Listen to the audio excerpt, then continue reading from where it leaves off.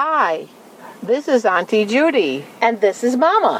When we are not spending hours together planning our January Disney trip, we are listening to Kurt and Lindsay and geeking on Walt Disney World.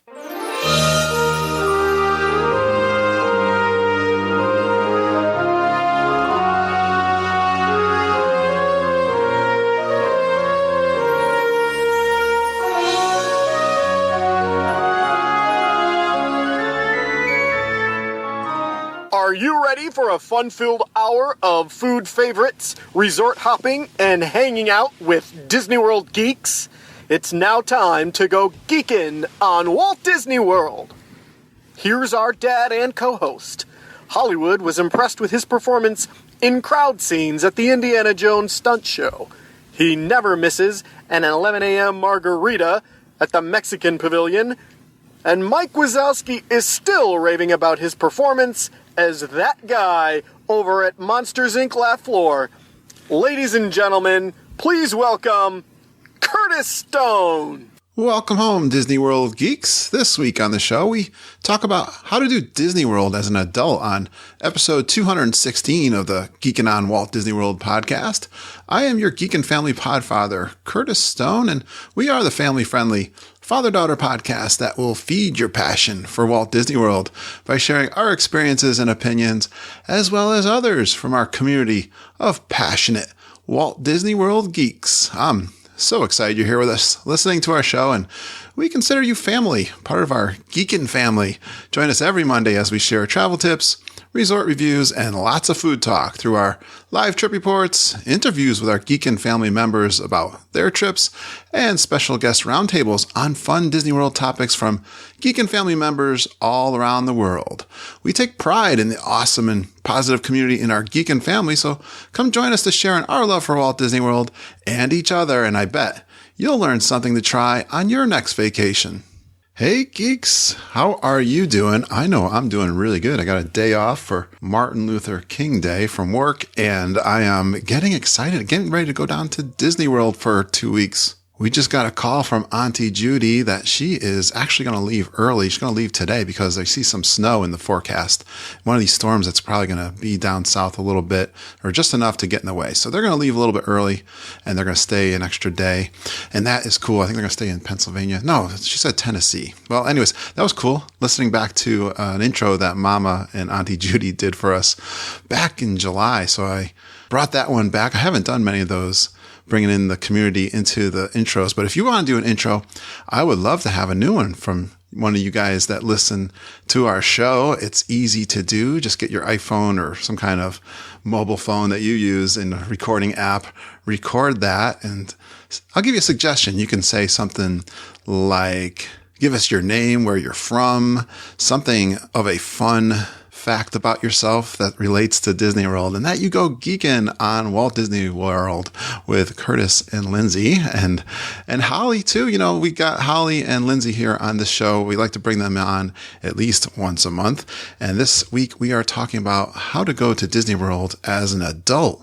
Yes, Disney World is so much fun as an adult, and we're going to give you lots of great ideas to have fun at Disney World as an adult. And a lot of this were from questions that we got through email or we got in our Facebook group. So please sit back and enjoy this episode. I know I am enjoying this as you listen to this because I'm in Disney World, and I'll be back soon and be giving you all those live trip reports from the parks at least every other week or something like that. I'm not sure how we'll release it, but I like to bring my headphones and my recorder down there and record for you guys coffee walks that I've been getting some interest from you guys in doing. And also I'll be giving you sounds from the park and interviews with people that we meet up with, all that kind of fun stuff. For now, here's Lindsay, Curtis, and Holly talking about Disney World as an adult.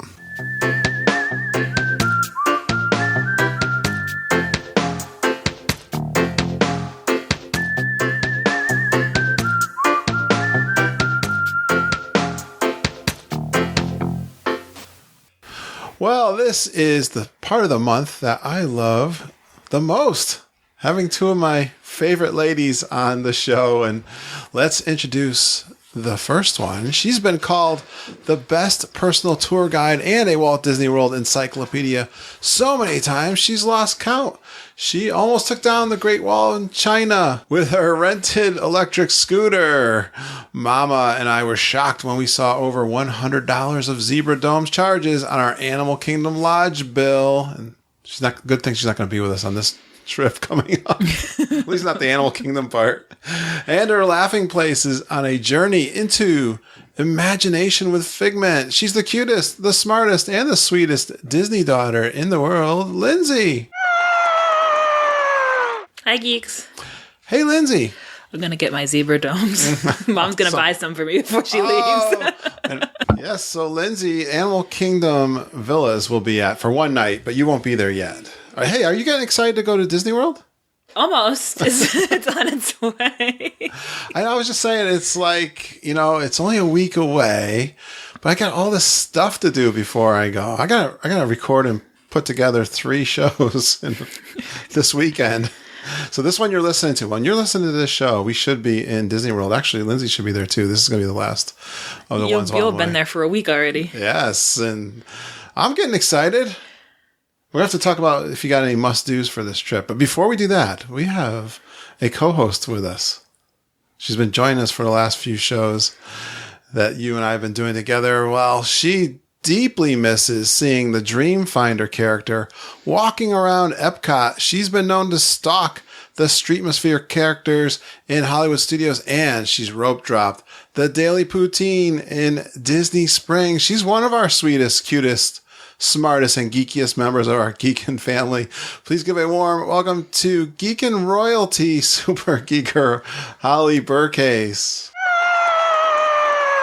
Hey, Holly. Hello. Hey, geeks. Hey, Holly. Good to talk to you. It's always great talking to you guys. Thank you so much, sweetheart. Well, Holly, I got to tell you, and I think you know this, but we had so much fun up to Auntie Judy's the other night in Ken's house. We were doing a little charcuterie boards and watching some video, but Ken pulled out this video. I had no idea they had this video of them going on vacation. It was, 1990 something, early 90s.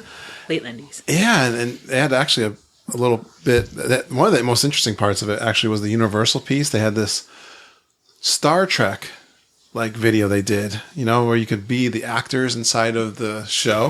Mm-hmm. It was so cool. And Judy was playing the part. She was so funny.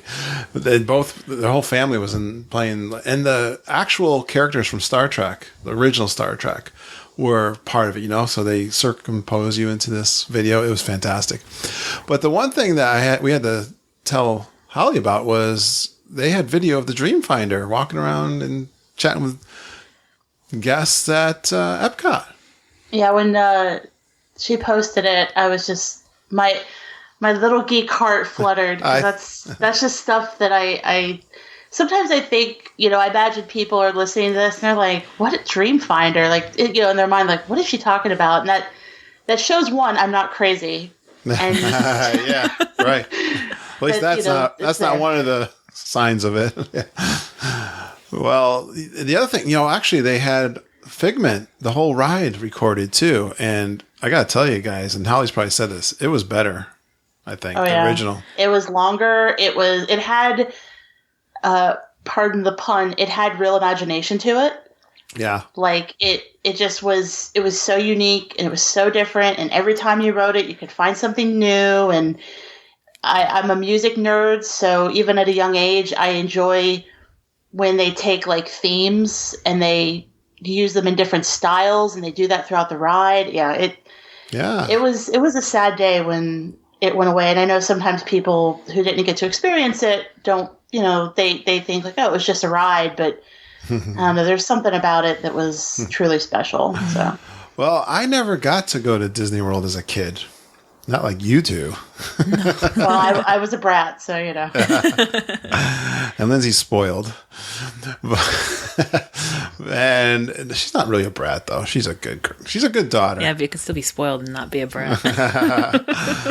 Well, we had this question that we got from a listener, and her name is Livy Crago. I'm going to read her email in a minute here, but it's asking us about going to Disney World as an adult, which at least gave me the inspiration for this topic. And I also want to review Coco and Star Wars. You guys have seen them both. I've seen Coco with Lindsay, and we've been waiting to do that review, although I hope we can remember it. I don't remember anything.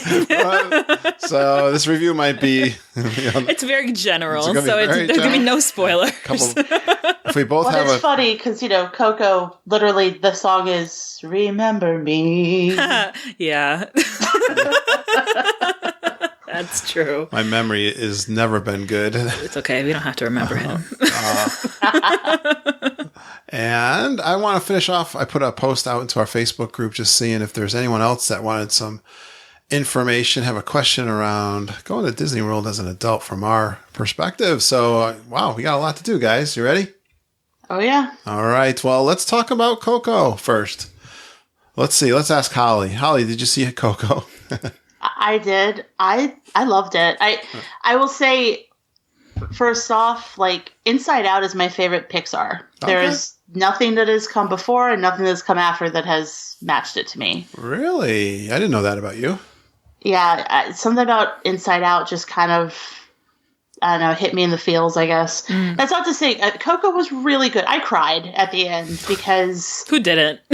Yeah, some heartless person didn't, I'm sure. But with the ending, obviously don't want to give anything away, but my best friend's a music therapist. And so that moment where he connects with her with the music just kind of made me because she works primarily with older people, specifically people in hospice.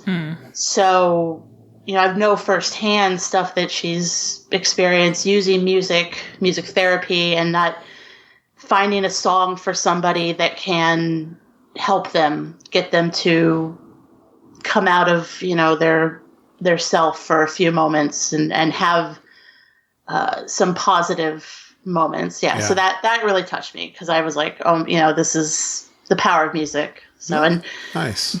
Dante, Peter loved Dante. Peter, we have a dog, and he was like, oh, it's like my dog. Oh, yeah. Well, you, Lindsay, you have anything memorable from that film? I want to say, just to get a general idea for me, for how the film felt for me, it was very similar to Up in that same...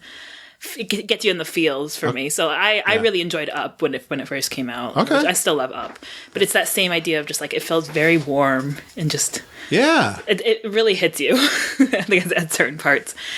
I also loved the way that you think it's going to go one way in the beginning and it totally takes a turn. So an idea, this is not going to give anything away, but it starts thinking... You start by thinking that it's going to be about follow your dreams no matter what. That's what it's going to be about. And it's okay, that's a very Disney idea, follow your dreams. Yeah. And it kind of takes a turn where the message sort of becomes your family is so important. Love them while you have them, and they can help build you up just as much as following your dreams can. Nice. Well, for someone who wasn't going to remember, you did pretty good there, Lindsay. The themes, I think the feelings and the themes of this one were fantastic. Family was the one that jumped out at me. And you kind of touched on it there. And I don't know, has there been a Disney movie that really hit family that way? Frozen was the last one. Yeah, but not necessarily in this way. This one, I was thinking it's about a different idea of family, but it's not like the Frozen where it's family love is the best. It's more like family is so important too. I think this one, if I compare it to Frozen, for me, I gotta say I kind of like this one a little bit better because of that family theme. No, me too. I think it had a deeper theme to it too. It's hard to describe. Frozen, obviously, I was always struck by Frozen right away, and I'm not usually like this. When I listen to music, it takes a while for a song. It always has to really make me think before I like it. I guess things I have to listen to. Frozen was one of those soundtracks where I heard that immediately. I went, "Oh wow, it was good." They really killed it on the music on this film. That was so striking.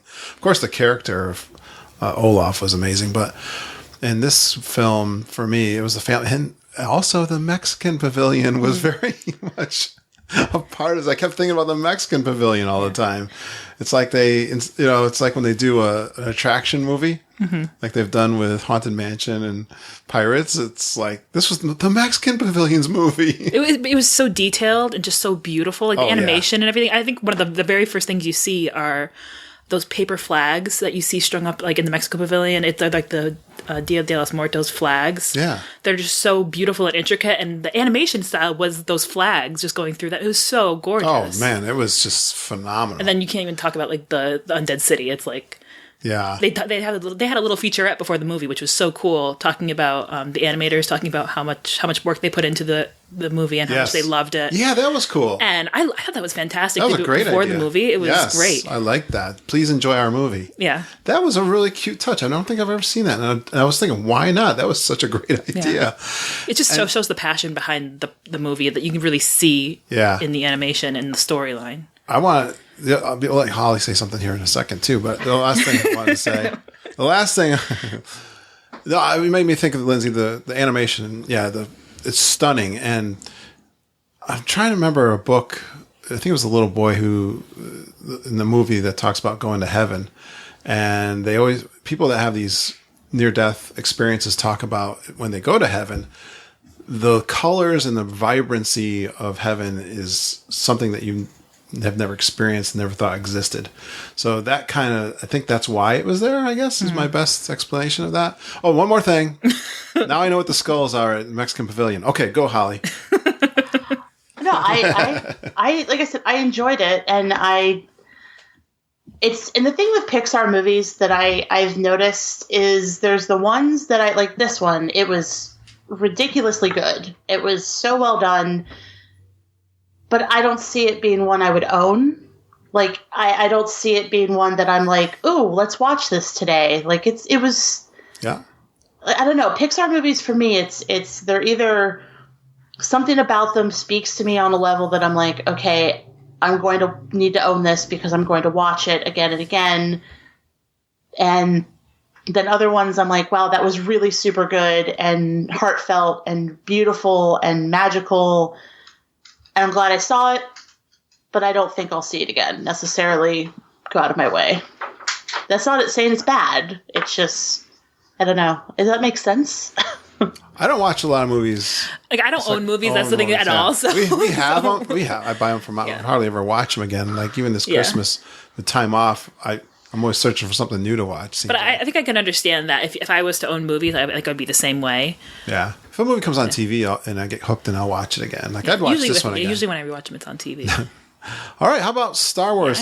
So I'll tell my Star Wars story because I was so excited. I like to go see movies with Ben, too, my youngest son. And you weren't sure if I was going to we see different kinds of movies than I see with Lindsay, like action movies and war movies, and he's a big Star Wars fan, and I wanted to see Star Wars. Well, he came home. Of course, he went to like one of the first late night ones that you could go to with his friends, and then I saw him the next day, and he was like, "Man, I didn't like it." And I was like, "Oh, great. Oh well." So I'll have to see it some other time. And I didn't know that you didn't go see it, so I went and saw it with Ellie because I didn't want to get spoiled because I saw the first new Star Wars. I've never seen any of the other Star Wars movies, but I'd seen The Force Awakens. Right. So I had a connection to those characters, so I wanted to see the second one before I got spoiled. Yeah, what'd you think of the movie? So this is from someone's perspective who's never seen another Star Wars movie besides Force Awakens. Okay. I liked it. I can understand where people didn't like it. Oh, that's why I liked the new characters, so I liked this continuation of their story. So I really like Poe, and I like Finn, and Rey, and Kylo. Okay. So I thought it was a good story for them. I mean, I really like Kylo Ren, so I like his story. He's a bad guy. He's a bad dude, but I like his story. He's intimidating, right? He's got problems. Well, the women like him because of the actor that plays him. Is that what it is? Yeah, Adam Driver's a looker. That's right. Okay. Holly, you saw the movie too, right? With Peter? I did. We went the Saturday of opening weekend. We actually saw it at the AMC at Disney Springs. Oh, cool. Right. Yeah. I will say this, as somebody who has seen the original 3, the prequels, considers herself a deep fan of Star Wars, I loved it. I thought here was my thing. I thought that it was a great the next progression of this story. And I know that there were people who were not happy with it because they expected it in their mind for certain characters to act certain ways. Right. Or to go a certain way. Yep. And to me, it's like, Force Awakens got a lot of flack because they said it was too much like A New Hope. Right. And the way that I saw it was, it does have a lot of similarities, but that's because they're setting up, they're bringing in, me, they're bringing in the people older than me to have them identify like, oh, I remember seeing this when I was a kid. The storyline is familiar but new, but then it's completely new to kids.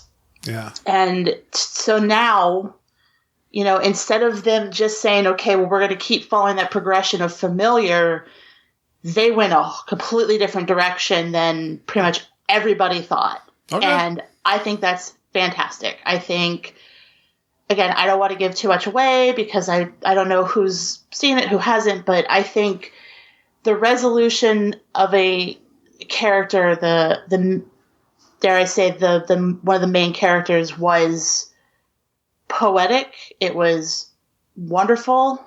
I loved it. And I love porgs. Oh, the story behind them made me laugh. Oh my gosh. I am so obsessed with them. Like, when my mom and I were on our trip back in September before the movie had come out, obviously, they were pushing the merchandise and they were selling the little stuffed ones. And my mom was like, I was like, God, it's so cute. And she's like, what do you want one? And I'm like, but they're going to end up being bad guys or obnoxious. It's like the person who bought a Jar Jar Binks doll 2 weeks before the first movie came out because they were like, oh, what a cool character. Then they were like, oh, no. Great, now what do I do with this? But so I was really nervous because I was like, I hope they're not there just to sell merchandise. And I thought they were perfect. I love them. In fact, that Friday before I met up with Chris and her husband at the Abracadabra, and they'd seen it. I said, I don't want to know anything else but one thing. Were the porgs obnoxious? And she was like, oh no, they were perfect. I'm like, okay, good. Yeah. I just want to say a little something about them because I love them too. They were so cute. The story behind them, from what I've read, is, for anyone who doesn't know what these little things are, what porgs are, they're like these little penguin things. Oh, okay. They're I don't know. They're tiny. They're probably like, I don't know, if I had to guess, like 7 inches tall, 8 inches tall, little things. Yeah. And they kind of look like penguin shaped.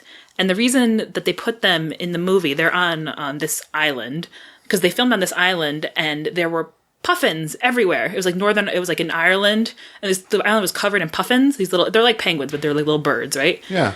And the crew wasn't allowed to move the puffins. Oh. So how do you get rid of a bunch of puffins on this alien world? They put CGI over the puffins? They put porgs there. Porgs there. Wow. They created a species to put over, and that's cool. I love them. I love them so. Although so great. when they were showing how they had kind of taken over the Millennium Falcon a little bit, I was having like a trouble with tribbles moment where I was like, oh, they're going to be everywhere. Yeah. They're adorable and funny, and they add just the right amount of. It's not like that's true to Star Wars theme. Like, what was the one where they had was the little Ewoks where. I don't know which one, but I know what Ewoks are. But Strikes Again. They're Jedi, Last Jedi. Yeah. They're cute without being distracting or obnoxious. Yeah, which is great. All right, great addition to the world. Yeah. All right, guys, good job talking about a couple of movies. Let's talk about Disney World. I can't wait to see them in Disney World. Yeah? I bet you they're going to be little animatronic ones. Works. That'll be fun. I wish that would be. I would die. I would literally just pass out. Kind of like the Mine birds, but instead they're just little porgs. Yeah, right. on the hillside. I love the Mine. All right, our inspiration came from Livy Crago for this episode, and she writes, "Hey geeks! ! I am a dedicated listener, so thanks for making my driving trips much more enjoyable. So my parents, my sister, my brother-in-law, my boyfriend, and myself just booked a Disney trip for August 1st through the 6th. Yes, we know it's going to be hot. But I was wondering if you guys had any specific suggestions for our trip. Places to eat? We'll cover that. We have been before, and we are all adults. So we plan on taking it kind of easy. Also, we are staying at the boardwalk. Let me know. Would love to talk to the Geekin family. Love the podcast with a little smiley face from Livy. And this isn't our first grade Livy. This is a older grown up Livy. She's I don't know how long Livy's been listening to our show, but now we got 2 Livys. I didn't know there were. That's short for Olivia, by the way. I learned. So, hi Livy and Melissa. Livy always likes to hear the shout out. Our first grader likes our shout out. But so that was the inspiration for this episode, and then we'll cover some of the other questions the geeks put in the Facebook group. But Lindsay, or let's see, how about Holly? She's our guest host. My stuff is all over the place, so just we'll hitch on to your wagon if you start us somewhere. I don't know if we're gonna have trouble kind of getting unique things, but that's fine. What's your first one, Holly, you'd like to talk about? Well, I want to say this, though.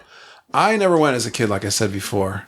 So when I took the kids down to Disney World, I had been there for a conference for 1999 by myself at the Dolphin and Swan. So I learned about Disney World there. And then I think it was 2 years after that, 2001, we went for the first time. Mom and I kind of have the same background where kids that we knew would go to Disney World and talk all about it, and then we never went. And we grew up with, of course, all the Disney movies and Walt Disney Sunday nights, all that stuff. So it was always a big dream to go, and it was for Mom. And I don't know why this sticks in my mind, but my neighbor drove down and would talk about south of the border too, which was funny. I'm looking at Lindsay because we've drove down, and I've experienced south of the border now too. 4 times by driving through it. 6 times. But they brought fireworks back, which was really cool back when you were a kid. Yeah, and I won't let you take fireworks back from south of the border. No, anymore. I never did actually, so I'm clean there. But it was cool when you were a kid, and they were bringing back M80s so you can blow up in the pond. But anyways, yeah, so it was really cool. And so when I took the family down, it's like I wanted to experience Disney World. Like I wasn't going just to bring my family and of course I wanted them to have a good time, but we wanted to have a good time as adults. So I think that's a balance you got to think about sometimes if you're in my situation. But now as adults we've been going, and so we got lots of experience on this topic because all my kids are grown up now. But Holly, I know you went as a kid, and you're going now quite a bit as an adult. So tell us what your first one is. Well, just a sidebar. Since you are going during one of the hottest times of the year, I would recommend buying one of those cooling towels. Yeah. Before you go, because they sell them at Disney, but they are expensive. Yeah. They are a lifesaver. Like I finally got some this year since I've resigned to the fact that being married to a teacher means if I want to do Disney with him, it's going to have to be during the summer. And we bought some of those cooling towels, like a bunch of them off Amazon, and they were perfect. Yes, get them. They will help you get through, because I don't even know if I know what a cooling towel is. We had them when we went the first time. We had this thing that went around our neck. It's the same idea. Yeah. It was like a gel thing that we put in the freezer. Well, see, they're not gel. They're like a microfiber that. Oh yeah. It's the same idea though. Yeah. Yeah, you wet and you're supposed to like snap it so the air goes through. What we usually do is we'll wet it, like wring it out, and then we fold it up and we freeze it. Right. So by the time we get to the parks and we need it, it's usually still cool, but it's not frozen anymore. I'm always splashing water on my face in the bathroom or the water fountain. Now, see, keep my hair wet. I can't do stuff like that because being sticky, no matter what the weather's like, makes me very uncomfortable. Yeah. So anything moist touching me makes me very No, so I just carry water with me all the time. All right. So like we got different viewpoints. I won't even go in the sprayers in the summer, like the spritzers. Well, as an adult, what do you like to do in Disney World, Holly?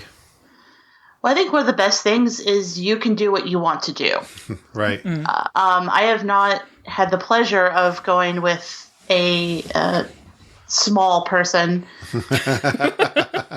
But, I know that oftentimes people, when you take your kids, the idea is, the trip is for them, especially the younger kids. It's going to be focused on, what they like, what they don't like, their schedule, things like that. So I think one of the most awesome things about, going as an adult / without a kid is it's very freeing. If you get to the Magic Kingdom and you say, you know what, I had a plan to go do this, but I feel like going to do that. You guys can go do it, and you're not going to have to deal with a temper tantrum or, stuff just becoming an issue.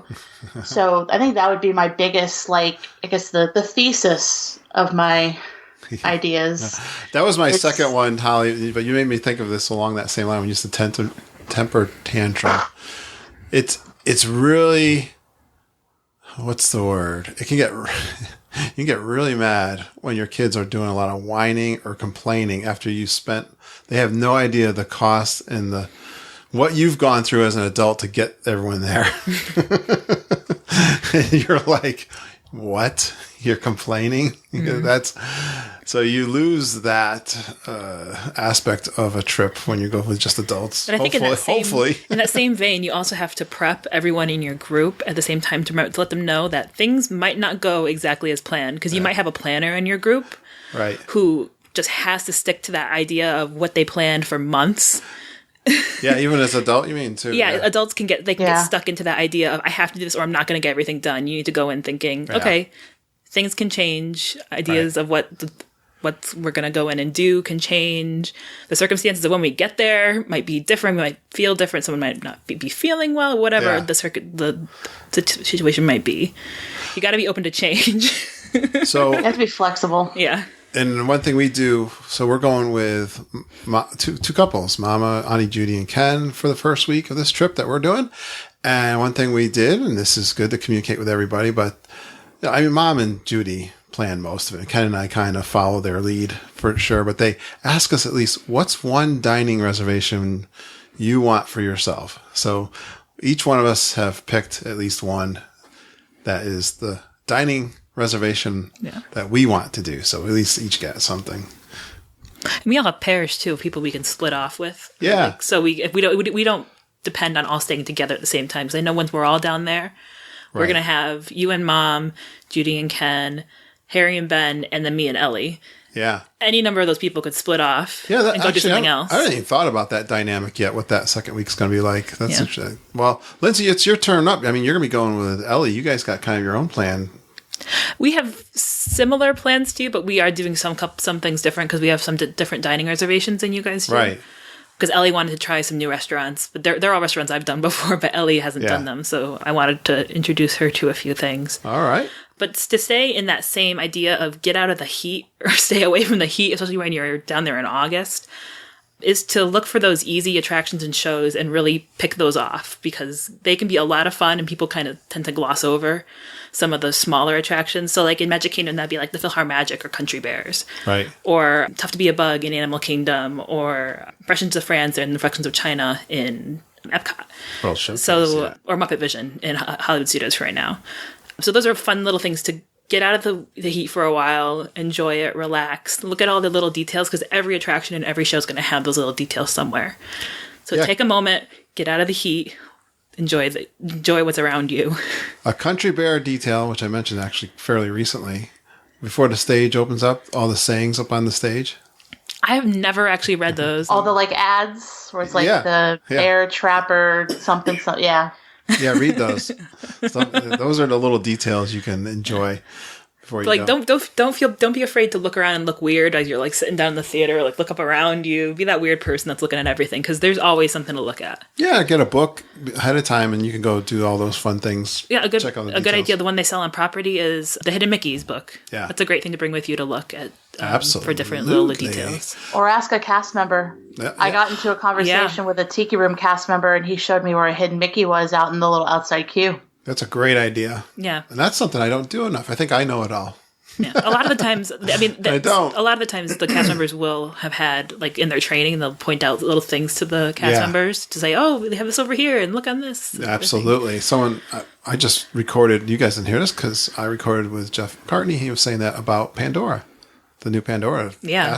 Those cast members are really trained, so I would definitely talk to them. It was hard to get in there, so you really had to be, like, top of the crop to get in there. Yeah, because they knew it was going to be full of guests. Yeah. For sure. Well, one of the women from our location yacht club got pulled over to Pandora. Oh, cool. And she told me about the training that they went through. Oh, yeah. She was just in merchandise. Oh, all right. So. Nice. Yes, I remember you telling me that. Well, I'm going to keep along in that same line, but just let's go to a different place. Lindsay mentioned it with a little bit of World Showcase, but I can remember going with Mom. This was last March. I was there with Mom, yeah.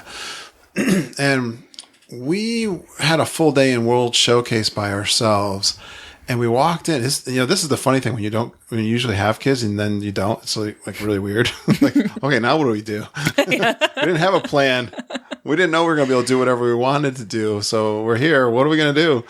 And the goal, I said, well, I love all of the World Showcase entertainment. Let's check out the Times Guide and let's try to hit. I love, of course, you've heard me say the music. I want to hit all the music acts that are there. It could be somebody different too, because they've been changing things up. But really explore World Showcase. You can do all the movies. Someone just said to me they just did the American Pavilion show for the very first time and was like amazed. That was so good. You didn't know it was here. It's the only thing going on in that pavilion. But when you've got kids, sometimes that was the one when you guys were little. I don't want to go to Epcot. I still don't want to go to the American Adventure. Only reason I go in there is to see the Voices of Liberty. But yeah. But when they got there, they always enjoyed it. It was that kind of deal. But it's just, I think World Showcase is my favorite adult thing to do. For another thing, World Showcase is some of the pavilions go really far back. Like if you think Morocco, Italy goes really far back. I know. There are great places to look in little nooks and crannies and to see just how detailed it is. I know Germany has some weird rooms that you can go into in the back, and it's neat. I don't think I've been in back of Morocco maybe once. Twice. You can't be sensitive to incense. Mama won't go back there. We went back there. Yeah. Sometimes you can see Aladdin around the corner. And right. Yeah, it's neat. There's just so many. If you get far enough back and listen, they have the like street noise of like people talking and like buying and trading, and you hear like plates being moved around. That's so cool. It's a small detail, and if it's pretty empty, you can hear it. I love stuff like that. Awesome. All right. It's your turn to tell us what else you love about going as an adult. Holly. I think you get an opportunity to do extracurriculars. I think oftentimes when you're going, with kids or as a kid, the focus is the parks, the rides, the shows, the characters. And, since the beginning of Walt Disney World in 1971, they've always offered other things. It's the vacation capital of the world for a reason. Right. So, don't be afraid to look into maybe renting a boat on Bay Lake. And if you feel comfortable piloting it around, doing that, you can always charter one for the fireworks at Epcot and at Magic Kingdom. That's one thing I want to do. It's expensive. Someday. That's why you need to get a group of people. It'd be nice to have a group of adults and split it. Yeah. And so there's just a lot of. It's like in the other category, it's worth looking at. And I'm sure we'll go over more than just what I mentioned, but I think a lot of times even myself, get caught in the routine. I go to Magic Kingdom and I do this, this, this, and this. And then I go to Epcot and I do this, this, and this. Right. And, just taking a time to try something different. And you may hate it. You may say, you know what, I didn't enjoy this. Yeah, okay, you just don't do it again. Very good. All right. Lindsay. I know one of our geeks actually talked about that on our Facebook page. Natalie mentioned or asked if there were any recommendations for things like spas, outside the boat activities like boating, canoes, campfires, or other experiences like that. I know that a lot of the resorts offer daily activities. If you go down to their recreation rooms, they have things planned all day for adults and kids. Those recreation cast members work really hard to put together these activities every day. Like usually they'll end with like a movie night or campfire, right? Which I've done before and are so much fun. They're free most of the time too. I think campfire might be a small charge. Really? Yeah. Well, doing marshmallows. Yeah. To pay for the stuff. It's like some of the stuff, like the tie dye or things like that. They'll say, it costs like $5 for the supplies. It's like a small fee. It's a fun thing to just do separately. And the cast members who run it are always really friendly. They're really upbeat. I love the movie nights. Those are always free. At most of the deluxe resorts, they have them. Yeah, we've heard some great things about the spas. Holly mentioned a little bit about the spas, how you can go in beforehand and use the facilities before your actual treatments. And really pamper yourself. Enjoy some things that Disney offers that aren't specifically Disney. Right. It's for and also the spa. Everyone thinks of the one at the Grand Floridian. That's the one that Peter and I did. But the same brand, I guess, Senses, they have one at Saratoga Springs as well. And there's one in Beach Club too. So don't had I known that Peter had planned it, bless his heart. had I known there was the one at Saratoga, I probably would have went to that one just for the fact that, one, we were staying at French Quarter. We could have just boated down instead of bus, monorail, that whole thing. I would say try and find one that's going to work best with your resort where you are, because it kind of undoes everything if after you're done, you're like, oh, now I got to crowd on a monorail with its door open with a bunch of people sweaty after you've had this, calming experience. Well, as extras for me, I wrote it down in my must do, but it's not going to happen. I'm not going to do it this time. I used to love to go bass fishing. And we always talked about how the bass fishing up here in North, we get the little bass. They get so big and fat down in the South. And that Bay Lake, all of those lakes are full of huge fish and bass. So I would love to take one of those bass boats out one of these days and do that. But that's available, like at the Polynesian. It's available over at the Contemporary. Does Wilderness do it? I'm sure they do. Riverside does it as well. Well, they don't take boats, but you can fish from their little dock area. That's so cool. See, I didn't know about the fishing. That's really neat. Yeah, I'd love to try that. I'd love to land a couple. I love fishing with live bait or even jigging a lure.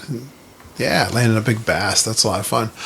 Well, I'm gonna stay with that Epcot a little bit, because people as adults go down to Disney World just to do the festivals. Disney is just doing a fantastic job with the festivals. The one I'm so excited about, we did last year, Lindsay and I, was the art festival. Inaugural year of the art festival of the arts. And I'm really excited to see if they're going to plus it a little bit. But just what they did last year with the paintings that you could get your pictures taken at, all the food booths, the mural, the demonstrations. Remember how much I used to love over at Hollywood Studios where you could draw a character? I believe they have that also available for free to do at this art festival. You could buy art. And all the exhibits with the artist. Artists actually showed up and signed artwork and everything. It was fantastic. They had the Mary Blair and another artist exhibit. One of I know when Sam and I went, one of her favorite Disney artists was there, and he signed the backs of it, like postcards and like prints and stuff. And he actually drew little drawings on each one, like special drawings on each one. Nice. We had a great time. We met a bunch of listeners, and I met Lou Langelo that day too.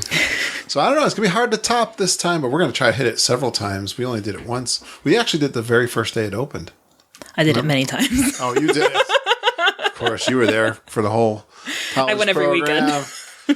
And everybody knows about the Food and Wine. People, adults in the spring does the Flower and Garden. I know we prefer Flower and Garden. They did the Christmas. I was going to actually say controversial. I prefer Flower and Garden over Food and Wine. Yeah, we're Flower and Garden people. We are too, and I don't know if that's controversial. And why do you prefer the Flower and Garden, Holly?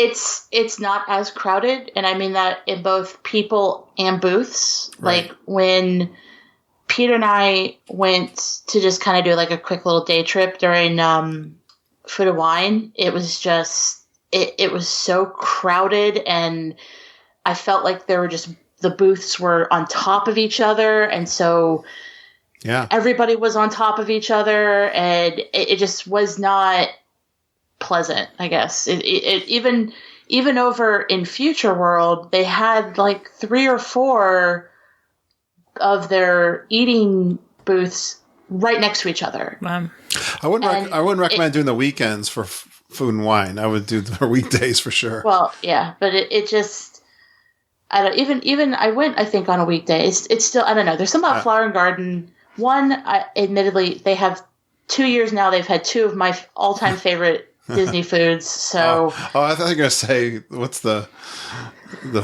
characters they build with the flowers, you know? The topiaries. Topiaries. Yeah. Love the topiaries. Oh, what were the foods that you loved? One is the currywurst in Germany. Oh yeah. It used to be they used to have it at their quick service, and they got rid of it, and now past 2 years they've brought it for Food and Wine, or Flower and Garden. Yeah. And I legit will get 2 of them and be like, I'm good. And then in the China booth for Flower and Garden, they have this beverage called the Dragon Pearl that I believe I've spoken of quite fondly, because I think I'm the only person that drinks it, because it's beer, honey, and cream. Ooh. With that's why I don't pearls. get it. Interesting. I'll tell you why. You made me remember the food. This blows my mind. And I'll one-up you on this one, Holly. They do the big barbecue. What did they call it? Smokehouse. The big smokehouse. Yeah, they got the. You got all the merch from that. I've got some merchandise. And then the next year they didn't have any merchandise for it. But I can't believe they don't have. They should have that smokehouse there all the time. That thing. With nothing else to go in the American Pavilion. So. They have to. That thing's fantastic. It's huge, and people love barbecue, and that's American. They got to pull out that horrible quick service and just put barbecue in there. I know. They do better. They got to rip that quick service out. It's so bad. Actually, Lindsay, the Festival of Arts had the barbecue guys there. Yeah, they're there for Food and Wine and Flower. We got rained on a little bit at that booth, but that's okay. I don't even eat barbecue, and I'm for it. Was that my turn, Holly? You're up next. You skipped me. No, you talked about something. Spas. You got one? Yeah. Were you talking about spas? Go ahead. Yeah, Holly's turn. You started something new. We were talking about distractions, and you started talking about Flower and Garden. Well, no, that was mine. Festivals in Epcot. I know, but never mind. Okay. Holly, stop arguing with me, family member. Okay, Holly, it's your turn. We should act nice with a guest here. Holly doesn't care. I'm so excited to see you guys. She's one of the family. Yeah, Holly, it's okay. We can fight in front of Holly. I would say tours. Again, going off the idea of other things, doing a tour that you maybe have looked at and you're like, that's too expensive and I don't want to, drag my kids along and halfway through have them be like, I'm tired, I don't want to do this anymore, and all that. Well, they can't do some of the tours because of the age limit. The age limit, yeah. Right.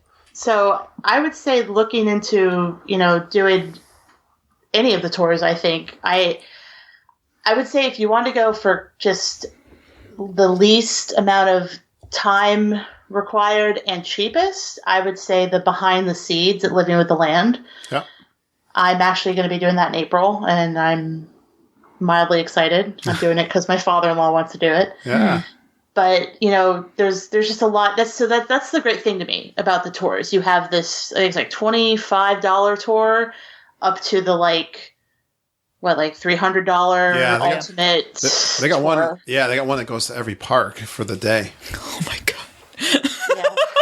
Yeah. That one has a huge warning, like, this is a physically demanding tour. If you can't do it, don't sign up. For real. That's like a workout. No thanks. That's the granddaddy. I think if you're going to start out and you're a big history buff of Walt Disney and the parks, you got to do behind... Marceline to Main Street. No, that's my favorite. Oh, that was a good one, too. That's the second one. But that's the cheaper option. If you don't have, it's actually the cheaper option. It's like $50 to $75 depending on the discount if you get one. It's the Keys to the Kingdom tour is the granddaddy of Magic Kingdom. That's like the Magic Kingdom, like everything in the Magic Kingdom, whereas Marceline to Main Street is Walt centered. Yeah. Yeah. Well, and then, what was cool about the Marceline one, for me, the kicker was going behind the scenes of Haunted Mansion and seeing the Pepper's Ghost. Yeah, you go downstairs and see the animatronics who live downstairs in the ballroom in the Haunted Mansion. I think Haunted Mansion's one of his mom. Is that mom's favorite ride? Probably at Magic Kingdom? Probably. Pirates has got to be close. Definitely in the Magic Kingdom. When they ever said they were, I didn't know they were going to do that. I don't think I knew they were. Oh, I did. That's why I told you to do it. Well, I was like, oh, wow, this is going to be so good for mom. I've done the... Holly, I'm not sure how many you've done, but we've done quite a bit. We did You've done a lot more behind the scenes in Animal Kingdom to see the animals, which I love animals. It's fun. That was great. They've changed the name, and I don't know what they've changed. It was called the Backstage Safari when we did it. Yeah, and then we've only done it a few years ago. We did the same. The Epcot one is called Undiscovered Future World. Thank you, Undiscovered. I almost bought for Mom for Christmas, but I ended up buying her a computer. Because I used to do this. Because you couldn't fit it in with her and Judy's plans. There was just no way. I bought some of these tours as a Christmas present for her because she would never do them on her own. Yeah. Without me doing that. And now you don't get the discounts anymore. And then you got to call. I had to call Christmas Eve too, so she didn't see it in the credit card bill. I did that. So bad. I did that one time. Yeah. But what was I going to say? Oh, I wanted to do the World Showcase one, behind the scenes of World Showcase. I looked at that too. I wish I had done what was the little... The Segway? Segway, yeah. The Segway got outlawed. Outlawed tour. They probably had too many people running into walls, landing on their butts. There's got to be video of people falling off those things. Yeah. You know how to ride this? Yeah, sure, smash. They used to remember they used to demo those in Inventions. Yeah, Inventions. I never got a chance to do those, but that's... Can't trust the public. Yeah. No.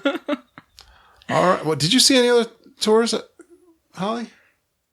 I mean, ideally, someday I would love to be able to rent a plaid, but you know. Oh yeah, that's too rich for our blood. The day that I could afford to rent a plaid is the day that you guys are all coming with me. Yeah. Right. Maybe we can all rent one together. Party at 20. Holly, I actually had this thought. Didn't the last Mega Millions winner come from Florida? Like hit the 500 million? Yeah, but see, I don't play lotto because. Oh, okay. I was hoping it was you. You might bring us to Disney World or something. I've said before, if when I get my house in Golden Oaks, we're all welcome. You all are welcome. It'll be a sign-up sheet within the group, so we don't have overlapping vacations. Y'all work it out. I love that. Love it. That's right. Well, if you hit the 500 million, you probably could. You can get 5 houses. Yeah, right. All Golden Oaks. You'll have rent them out. A whole block. I feel like that would be against their everything. Nice. All right, Lindsay. We're family. It's all right. What you got? So my next topic is going to be, I think I call it diversions. So this is going to be things like the walking trails in Animal Kingdom, or the Pirate's Adventure, or the Sorcerer Magic Kingdom, that sort of thing. So they're off the trail sort of things that you can do in addition while you're doing other things. And let's not forget, really important this trip, we got to see the new tiger cubs. Yeah, babies. Animal Kingdom. And that trail has been closed for a long time, so now it's finally opened. Well, that trail always seemed to miss our touring plan, and it seems to be a little bit out of the way. Because the gorillas is right at the exit of Kilimanjaro Safari, exactly. So you always let's go see the gorillas. Exactly. And you would see the gorillas and the hippos and all that other stuff. This wasn't in our walking path. Yeah. Because it's in Asia, that's why it's on the other side. Oh, Holly's got the street racers. Daytona going through. Oh, sorry. I thought I had it on mute. Sorry. That's funny. No, sorry. I love that. It's so funny. I lost my train of thought. You're talking about the lions. Yeah. In Animal Kingdom. I'll remember later. Okay, Lindsay. But things like that. So we love the Animal Kingdom walking trails. As long as it's not too hot, that's the only thing.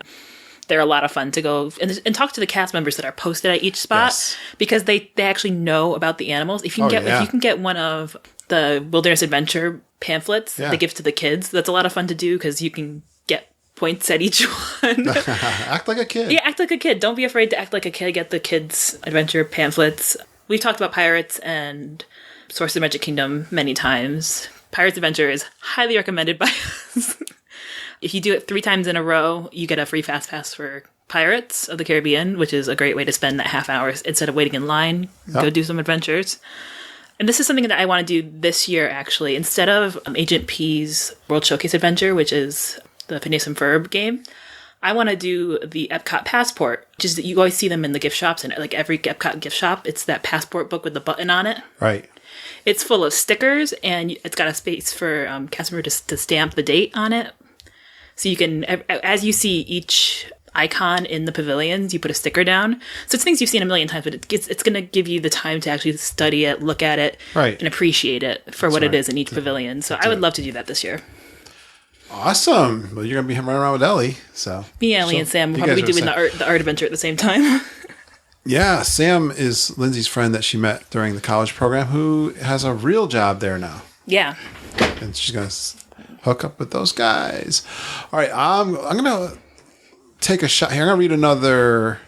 This is from a post that we had in the Facebook group, but I think it's a good time to bring this in. Susan Ashley asked a question about Disney Springs, and she said, I didn't originally plan to visit Disney Springs on my upcoming trip, but it looks like I'll be headed there on my second day. I really don't know what to expect. I haven't been since 2001 when Pleasure Island still existed. So what is the best way to experience Disney Springs, and what are some things I must do while I'm there other than Jock Lindsay's, of course? She must have heard us talk about this. Jock Lindsay's like crazy. We talk about Jock Lindsay's so much. And every time we talk about Disney Springs, we talk about Jock Lindsay. Yeah, I got to tell you, I really do like the changes they made down there. And here's the tip that we probably always do. And this really struck me, especially when I brought Lindsay down for her college program, both in January. When I went off on my own, you were doing a bunch of paperwork for your HR employment, which is across the street from Disney Springs, the Disney cast member. What's the building called? Yeah, it's where you kind of kick things off, right? It's like their main office building for like processing cast members. So I dropped you off there, and I went and it was like the first time I had really explored Disney Springs since a lot of the new changes have been completed, and the garages were done like that, and the streets were done. Yeah, there were actually sidewalks on the streets, which hadn't been there for a long time. Which was tough when they were in construction. And here's the thing. I really, I don't like crowds. The nighttime, I guess, I got to get my...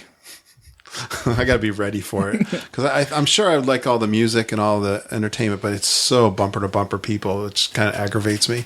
So I love to go down at noonish, or it starts to wake up around 10. I think. So. Oh, does it around 10? I know Holly will tell you go rope drop the Poutine booth, but and I think that's a great tip, because you can have lunch. There's so many different food places. So much food in Disney Springs. And there's so many places, like I haven't even tried Blaze Pizza, but that would be a great place for lunch.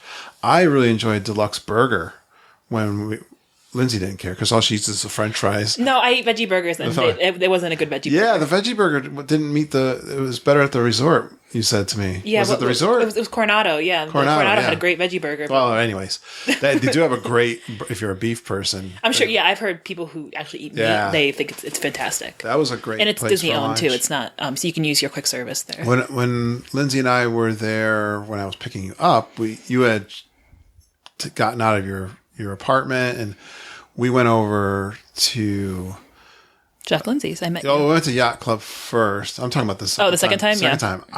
Second time, this is where it really hit me, I think. Because I was just walking around. Of course, they have lots of shopping. We had a good time.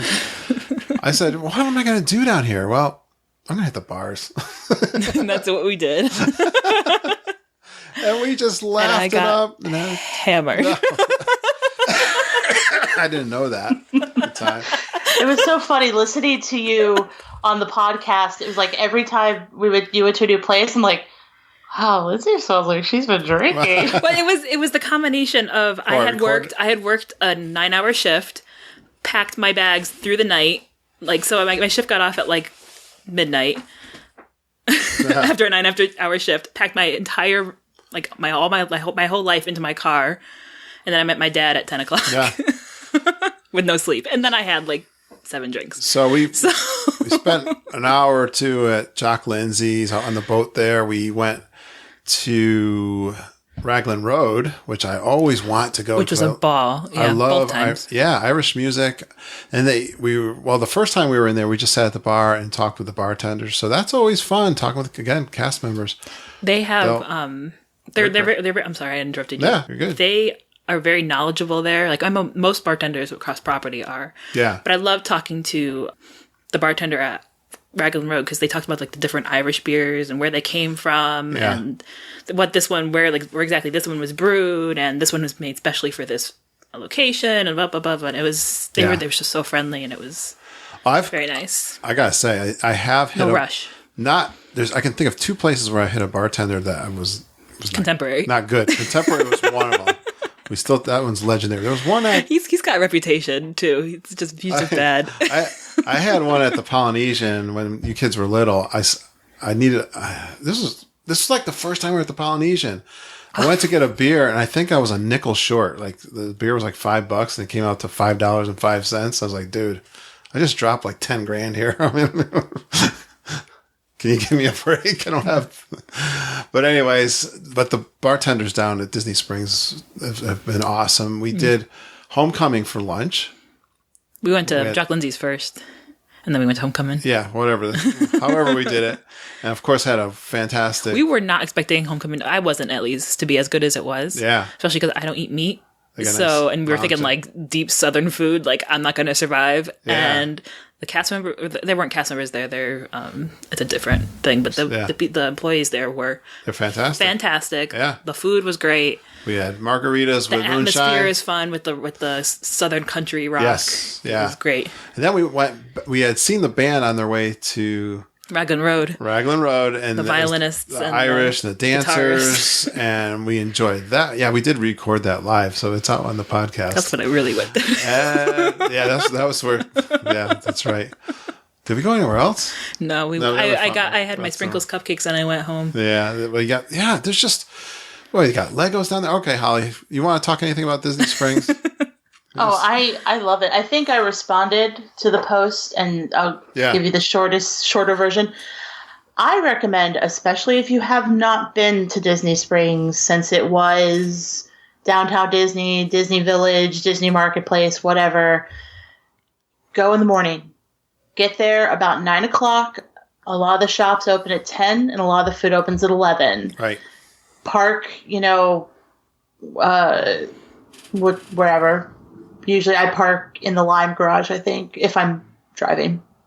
But that's the one on the Marketplace side. Orange is the one that's up by... It comes out right by the Polite Pig and Uniqlo and the Daily Poutine. But I know the quickest way to the Daily Poutine. But, it's so nice in the morning because you're going to have people that are there. You have a couple people taking their kids to like the Bibbidi Bobbidi Boutique, but for the most part, it's quiet. You hear the music, which is you actually get to hear it, and it's like contemporary version of Disney songs. Yeah, and you get your bearings. I think to me that's the biggest thing is people that have said, "Well, I went at night, I didn't like it." I'm like, well, was that your first time? And they're like, it's very, just even to me, I feel like I know it really well, but at night it's so crowded. There's so much going on. It's kind of wild. It's disorientating because you're like, and there's a couple, like, you're like, okay, I should be able to walk down here and get to this, but it just doesn't quite the way they planned it. But yeah, I think a good Disney Springs day for me is getting there around 9, browsing some shops around 10. And sometimes some of the shops will open a little early. I've had the pin place opened at like 9:30 one morning, and they weren't releasing anything. They were like, yeah, we're here, we're open. But nice. Yeah, and then as far as food, anything. I don't think I've had anything bad at Disney Springs. Do you have a favorite restaurant at Disney Springs yet? A sit down? Yeah. Ooh. Oh, I think I got mine. Yours is the Boathouse. How'd you know? I listened to the podcast. She knows everything. She knows me better than I do. I would have to say, I think so far, I've loved Morimoto's. I've been twice. I'm going a third time in April. But I think Paddlefish, because the nostalgia for me, having had my wedding reception when it was Fulton's, but the food was just really, and I'm very fussy about seafood. I live in Jacksonville, Florida. We pick shrimp out of the, water, but it was so good. And yeah, nice. That's good to know. Another place I could try. Well, you're from the Northeast. You get good seafood up here too. Well, Lindsay, do you have a favorite in Disney Springs for food? I've only eaten at one sit down there. Really? Yeah. Of all the time you were down there, you didn't... No, the only other place I ate was Wetzel's Pretzels like 20 times, so... Because I had a discount there. Homecoming was the only place you ate? Yeah, besides the AMC. All right, well, we're going to stay on this food, because let's just admit it. One of the best things to do... Food is an attraction when you go to Disney World. Especially when you're an adult. When you're an adult. So let's ask you guys then. All right, Lindsay, I'm going to pick on you first then. Okay. So as an adult, so you can't say Chef Mickey's. Well, I never liked Chef Mickey's, even as a kid. Yeah, this is I knew this wasn't being hard for her because she's not a big character meat or dinner place person. I didn't really care as a kid. As long as I had something to eat, I didn't care. Yes. She has loved food ever since she was... Were you like the picture of that little girl that was circulating who was sitting there staring straight ahead while... Yes, that was Snow me. White was behind her like... I love that little girl just sitting at breakfast like... Stone-faced. So give me a couple of restaurants, Lindsay, that's your favorite as an adult to go. I'm not prepared for this. I only did bars. Let's do the restaurant first. I know one. I mean, there's an obvious. Obviously, everyone knows that my favorite is the Flying Fish. So that's going to be on the boardwalk. And it's been recently remodeled in the past year or so. Yeah. It's going to be 2 years now, I think. Yeah. Why do you like the Flying Fish so much? Fantastic service.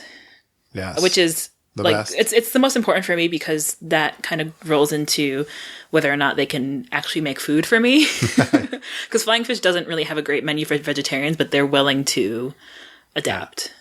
Which is great. And it's the atmosphere there. It's quiet because there's usually not a lot of kids running around, which is important for me. What restaurants did you and Ellie pick for this coming up? That's a good question. I know one of them is the next one I was going to say is Brown Derby. I really like in Hollywood Studios. It's the same thing with the food is it feels a little bit more special. It's like a normal food, but it's a little bit more special. Yeah. Sort of idea. It is a signature restaurant. Yeah, it's signature food, and then they have some great signature drinks there, like their flights and that sort of thing. Right. We are also going to be doing San Angel Inn. Okay. Which is if you like Mexican food, it's on the more expensive side. So I can understand if you have a good Mexican food restaurant at home, maybe you don't want to do that. But the atmosphere is what really puts it over the edge. And that's the one inside the pavilion, right? Yeah. So and usually if you have a smaller party, they'll put you closer to the pyramid, which is nice, and it's a little bit quieter over there. Yeah. Yeah. And they also serve drinks from La Cava at that restaurant. Right. So which has the. They have the avocado margarita, which is my favorite. That's a good one. Is that enough for you? Yeah, and then I will throw in, the one character meal that I really love is 1900 Park Fair, because I could eat a ton of those butternut squash raviolis and watch the evil stepsisters pick on people. That one, actually, you know what? As an adult, those are good characters. Yeah, I don't mind them because if you don't want to talk to them, you say bye. give the peace sign to Prince Charming. He walks by. Yeah. Like, I don't want a picture with you. Those are fun characters as adults, though, for sure. All right. Holly, what's your favorite restaurants for adult? Well, Paddlefish, Morimoto's, Le Cellier. Pretty much what Lindsay said. I think what I will say, more than necessarily like point you in a specific direction of a restaurant, I would highly recommend, if you can do it. I know, like, not everybody can eat this late, but if the restaurant closes at 9, if you can try and get like an 8 o'clock seating, you will, I money back guarantee from me, you will have a much more pleasant time than if you have a 6 o'clock reservation. Mm. And what I mean is, Peter and I have learned, we love other people's children. They're perfect bundles of everything wonderful. But around 6:30, 7 o'clock at night, when they've been up since whatever, they're tired. And they don't want to be sitting down at Le Cellier. They want to be back in the hotel eating Mickey bars. And that's fine. Don't we all? But when I'm enjoying this nice meal, if your kid is screaming next to me, and again, I know it happens. I'm not a parent, so I'm not, I'm not that person that looks over and is like, could you stop? Yeah. But it kind of, it takes away, that the romantic, the calming aspect of the meal. So we learned that the hard way with Be Our Guest. And so now, if we're going to have a dinner, we try and do it around 8, because we found, for the most part, the restaurant's slowing down. It's like with Le Cellier, we were the last one seated for our waitress. And so there was no rush. That's the other thing. A lot of these restaurants, especially the busier ones, the Be Our Guests, the Chef de France, all those, they're trying the turntables. They're not rude about it, right. But, they don't want you to sit there gazing into each other's eye, eating a salad. So when it's later, it's a fine line between, you don't want to stay, so they have to stay late. But yeah, that's my biggest recommendation. Oh, if you can handle going to dinner around 8 o'clock, I would do it, especially at, places that I think the resort, I would probably say the resort restaurants, and you guys can correct me if I'm wrong, tend to be more adult anyway. Mm-hmm.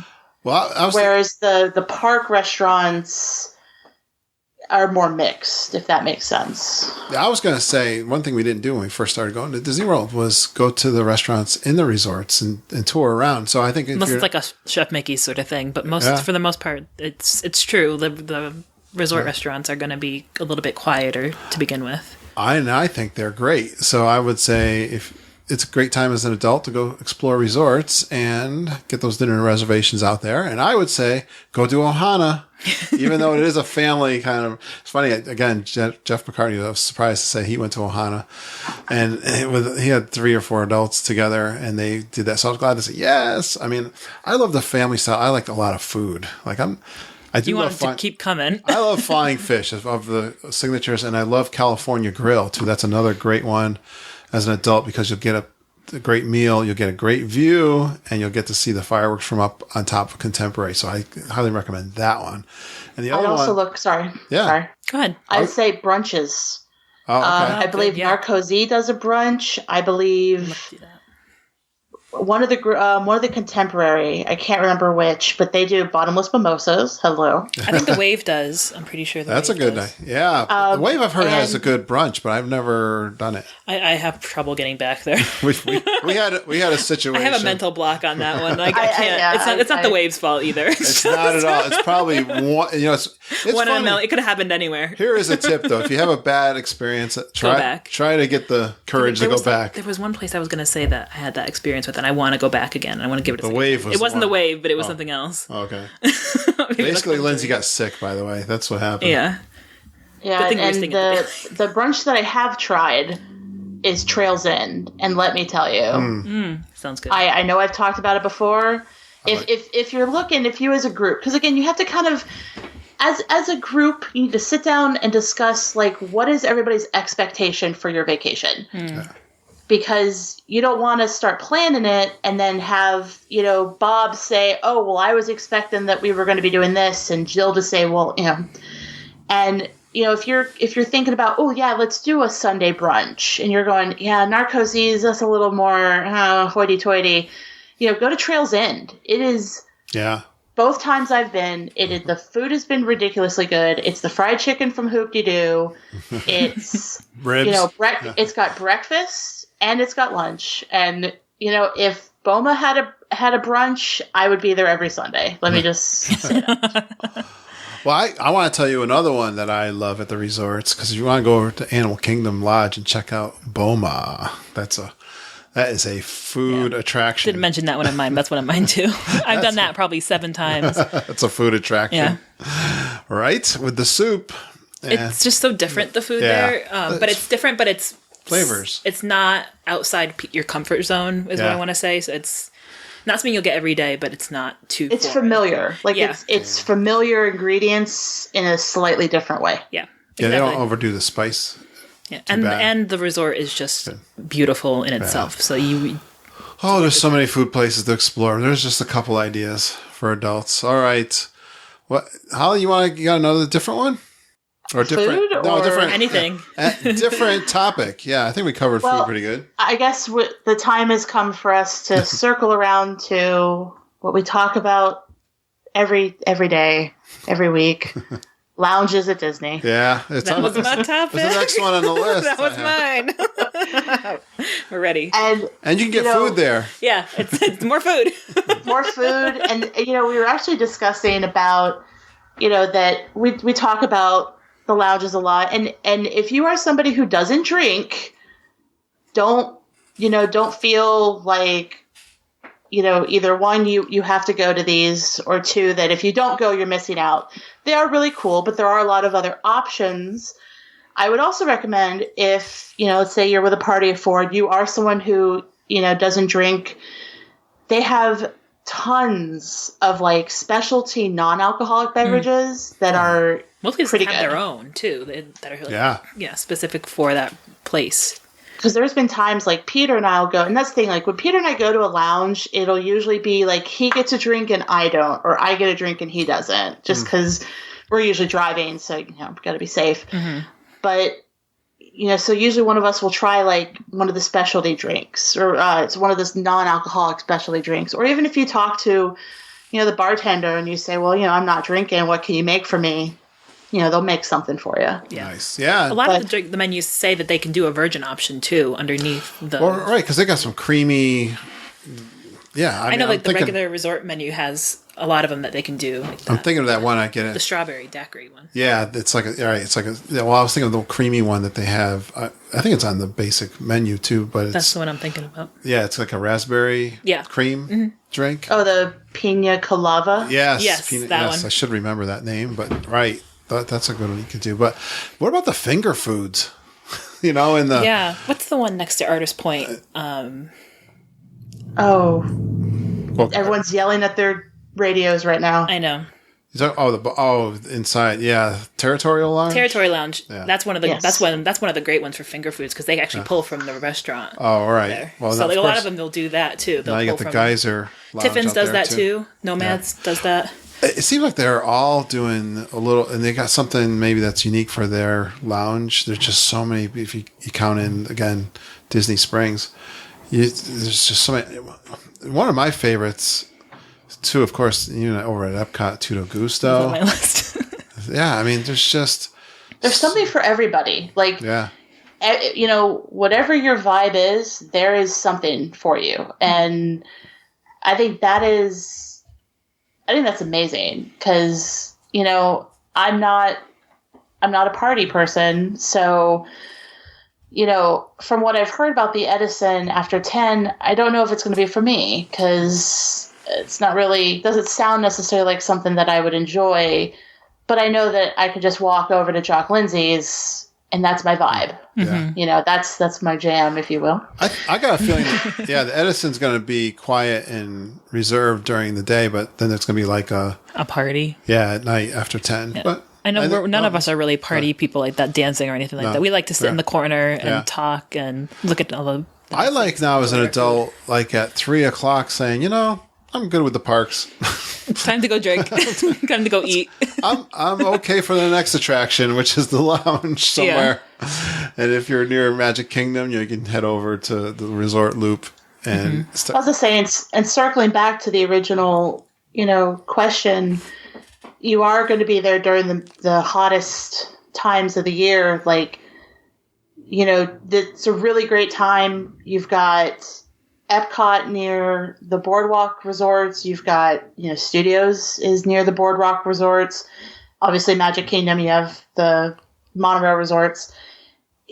Plan that break around like 11, 12, hop over to one of the resorts, find a nice air-conditioned lounge, and chill out there for a couple of hours. Yeah, and even if you're not, if you're going back to a resort, if you're not at a deluxe resort like the Polynesian, which has a couple great bars, or somewhere like Coronado, which is a little bit nicer, they actually have pool bars at a lot of these resorts too. So Pop Century has a great one. I've heard All Star has a great one. So. Definitely check out. I can vouch about Pop Century. That was Pop Century. A very stressful day. My mom and I pulled up a stool of the Pop Century, and she made some good drinks. Yeah, most places have a pool bar too. So the pool bar is a little bit of a different vibe. It's still very relaxing. Right. We just don't have the big cushy seats. It's usually just a bar stool, but it's still a lot of fun. The bartenders are usually great because they're out in that fun atmosphere, and we sat for a long time outside Coronado. Yes, I was just thinking by the water, which was a ball. Yeah, and they served food from the restaurant inside and everything. It was great. Bob Allen that posts in our Facebook group a lot. He was there with his wife. We had a nice chat, and all right, we're kind of in that same vein. I love doing lunch and just eating hors d'oeuvres and charcuterie boards. But anyways, I was going to mention the nightlife and the nightlife at the Boardwalk. You can go check out the Boardwalk, and you got to talk about Jelly Rolls, which has the dueling pianos, if you want to do that kind of thing. Or again, you can just relax over at the River Grill, Big River Grill. It's called outside. There's a sit outside. You could go to ESPN, and if you like sports, you can go to the sports bar. There's a good place there. They have good food there too. Yes, sandwiches. I like the bar. It's sandwiches. Good bar food. Yeah, exactly. They got ribs or all that kind of stuff. And House of Blues, you guys know I love music, live music. So you can look on their website and see what bands are going to be playing. They get a lot of entertainment in there. They get decent bands at the House of Blues. I was at the conference, and I must have seen it late too, because I can remember being at the conference, and the conference had a messaging board that was part of our conference and electronic. And I said, who wants to go see Robert Cray with me tonight? And I had a couple people take me up on it, 3 or 4. And actually, the funny thing about that too is one of the speakers who wrote one of the books, it was called the software I worked with was called Lotus Notes Domino, and he wrote the Lotus Notes Domino Bible. And he went with me to see Robert Cray because he was into blues music. And I got to meet one of the most famous people in the community, and it was standing room only. Like the seats, there's seats up on the top part along the rail, and then everything else there was no seats. You're just standing in the pit. And I was in the pit, like staring at Robert Cray playing the most amazing blues guitar. So if there's some music acts that are there, definitely go check that out. I love the Raglan Road Entertainment we talked about already too. And I think Lanuba's gone, right? Lanuba has retired at the end of the last year. But are they bringing in another show in that building? Probably. They are. Yeah. It's something they're working. It's going to be Cirque, and it has something to do with, it's going to be like Disney themed. That's what I thought. Yes, I thought I saw that. Thank you, Holly. I was going to look it up before we recorded. And I just want to mention one other thing, because this shout out to Auntie Judy. Hoop-de-doo review with adults. Wait. That, not the luau. Right. Don't do the luau. warning. Not as an adult. Sorry. This is your PSA. Bring your kids to that. Not your No, don't even bother. Go to Hoop-de-doo. All right. I just floored a bunch of entertainment. There we go. All right. My turn? Yeah, Lindsay, you got something? Oh, sorry. No, go ahead, Holly. I was going to say Ample Hills. Oh. I will tell you, Peter and I got their little ice cream sampler. Yeah. Worth it. It Right. was... What is this and where is it? Because I don't know what we're talking about right now. Ample Hills ice cream. Is it the new one on the boardwalk? Yeah. Okay. And you can get a sampler where I think we picked 6 ice creams, and we got 6 huge scoops of Holy cow. each different one. Wow. Is this open like in the afternoon? Like it's like open all the time sort of thing? Yeah, it's open till late too. Like you could I'm doing that. Me and Ellie are doing that. if you like hypothetically, if you wanted to leave like let's say like you were at the France Bridge for Illuminations, if you left like right after Illuminations and booked it over there before it got busy, it would be like perfect. Yeah. Oh, cool. I love ice cream. Me too. I don't know if I'd be able to waddle myself over there after Illuminations. But maybe I really want to do the kitchen sink over at Beaches and Cream. You gotta get a reservation for that. Not like that's an adult thing to do, but well, you need enough adults to finish it. Yeah, it wouldn't hurt. But just be careful, because when you walk into Ample Hills, you get really distracted because they make all their own ice cream and they make all their own cones. Oh. And their cone, like they make cones out of like chocolate chip cookies. Nice. So you have to stay on course. You have to be like, nope, get the sampler. Wow. Oh man, I'm gonna get distracted, Holly. I might get a sampler and an ice cream cone with chocolate chip cookies. I hope I can get over there this trip. I don't know if I got anything that's specifically in that. I don't think I do, so I don't know. So like I would skip dessert. If I was eating around that area, I would be like, going to Ample Hills. I gotta check with the girls, make sure we're going. Controversy, it's better ice cream than France. Ooh. I said it, and I'm gonna stick to that because I tried the brioche sandwich thing in France. It was good, but I would sooner walk over to Ample Hills and they have ooey gooey butter cake ice cream. Oh my god. Yeah. Yeah, the only ice cream I eat in Disney is Mickey bars, so I think it'd be a step up. Lindsay, you got another one? Yeah. So we all know about the nighttime shows. So those are the big spectaculars. Yeah. If you get the chance and have the money, package your shows with something else. So that's the Fantasmic dinner package, the Fantasmic dessert party, the Happily Ever After dessert party. Right. Illuminations, it's coming up, is going to be the Frozen Ever After dessert party. Anything like that is so worth it for the good seats and for a great treat or meal. Yeah. So it's easier to worth do if you're just a couple instead of bringing the whole family. It's a lot. It gets really expensive. Like I know reason. the Frozen one is going to start at $75 for Yeah. a dessert party. Right. And I don't think that one has alcoholic beverages either. Right. So it's expensive, but it's worth it if you've never seen the show, if you want to see the show once and really get a fantastic viewing area. It's so worth it for Fantasmic if you're planning on having dinner anyways. I think we paid around $50 per person for Brown Derby, and then we get Fantasmic seats, which are the center seats. So those are totally worth it for me because I love Fantasmic. And we wanted to go to Brown Derby to begin with. Right. So that's a great thing to package. That's right. Absolutely. Those work out really well. Yeah, so I highly recommend dessert parties, packages. So definitely look into those as an adult. Yes. Good one, Lindsay. I'm going to combine one of mine with, I'm going to start hitting the Facebook list of questions there, but go with other adults who are Disney geeks and just have fun together. Act like kids, do everything like crazy. But related to that, I think was the first question, it's a question. Rachel Berkey, to Commando tour or not? That's how I did trips pre-kids, but knowing what I know now, I might have done it differently. We struggle with this all the time. What do you think, Lindsay? You think Mama's going to go Commando again? I think Mama is more like she's more likely to go Commando than I am now because we have very different experiences of Disney World. Yeah. And I think the same thing's going to be like for someone like Holly too, who's been many times and can really pick and choose your favorites and take it slow without feeling like you're missing out on something. So I think it depends on how often you go, if you feel okay with missing things on certain trips and that sort of thing. So you need to be comfortable with the idea that you're not going to see everything. Right. Which is not a difficult decision for someone like, I think for me and probably like Holly to make. Whereas for Mom, who doesn't go more than once a year, you might feel more compelled to go commando. I know it. Well, she's a little bit because you can say it, like I said, at 3:00, she'll go to a lounge now. Yeah.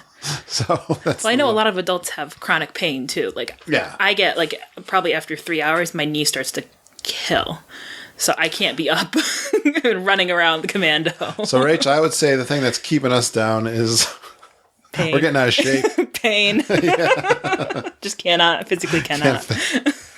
Exactly. That's the only thing that's breaking us down. Actually, I'm hoping to spend some pool time and a little Disney Springs a whole day in the middle of this vacation. So that's something we've not done before. Or, just rent a scooter brigade and go for it. So I guess we're never going to probably be one or the other. We're somewhere in the middle. Yeah.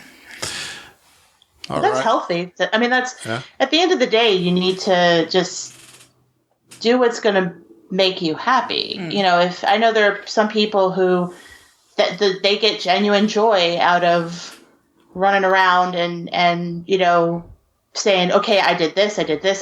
Okay. And that's fantastic.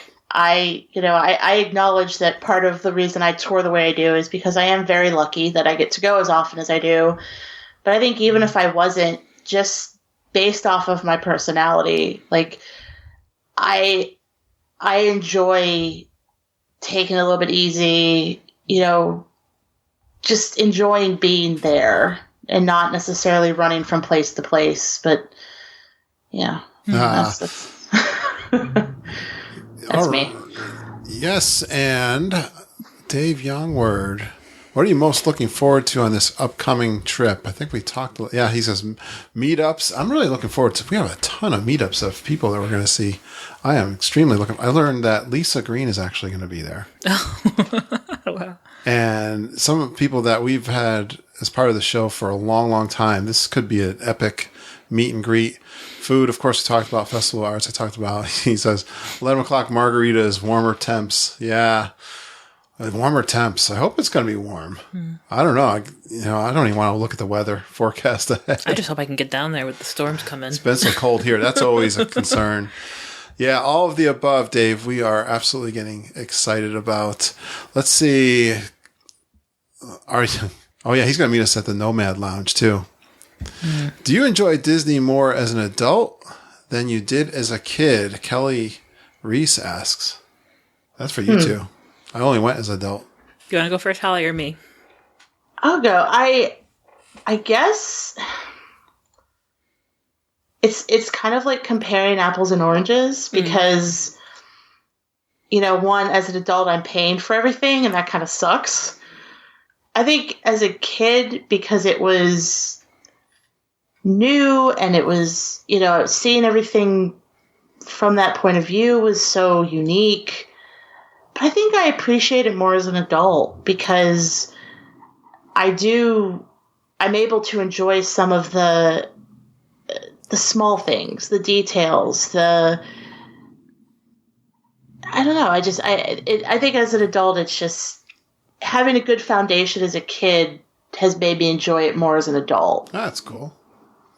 Oh, you, Lindsay? No, I'm pretty much in the same boat. I had an idea and I lost it. Was there a wow factor when you were a kid? So, I think you go into as a kid, I know that I loved Disney as a kid. It was a ball as a kid, but it was also, I go into it with a very different mindset as an adult. Like, I go in and I know that I can choose what I want to do, which is very important to me now. My independence is very important to me. It wasn't really as important to me as a kid, because I trusted you guys, my parents, who knew that I knew that they wanted me to have a good time. So I did have a good time, and I loved spending time with my family. So it just all worked out in Disney. It was just like a good place to be with my family. Whereas an adult, it's really, I'm enjoying the location that I'm in. I get to pick the things that I want to do that really bring me joy personally. and it's different. Nice. I definitely think that I do enjoy it more as an adult. As an adult, how could you not? All right. And Natalie Erlinger, any recommendations for spas? We talked about the spas in the resorts, and we actually did, I think, all these. Any other I talked ideas about this one, yeah. regarding outside the box activities? I think we covered that for you, Natalie. And Stephanie K, experiences to do different than with kids. Experiences to do different than with kids. Dining.